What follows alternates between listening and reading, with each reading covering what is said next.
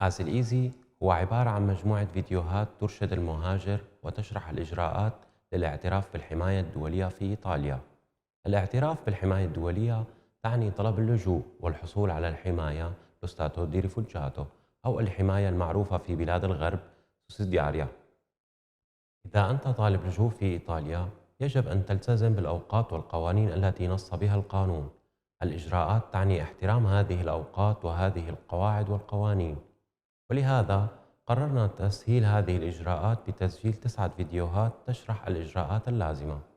كل فيديو له عنوان ويشرح قسم من الإجراءات. تستطيع النقر على الفيديو المفيد لك والاطلاع على كل ما يلزمك، وننصحك بالاطلاع على كل الفيديوهات للتعرف على كل حقوقك ومسؤولياتك. الفيديو الإرشادي آزل إيزي موجود في 6 لغات مختلفة: إيطالي، إنجليزي، فرنسي، عربي، تجريني، فارسي. في أسفل الصفحة للموقع الإلكتروني يوجد 9 تسجيلات صوتية. تستطيع أن تضغط على كل من التسجيلات والاستماع على المعلومات الإضافية عن اللجوء في إيطاليا. وتستطيع أيضا أن تستعمل التطبيق في هاتفك المحمول آزل إيزي. الفيديوهات والتسجيلات الصوتية يتحدثون بشكل مباشر للمشاهد. الفيديو الإرشادي يساعدك على الاعتماد على نفسك للحصول على الحماية في إيطاليا.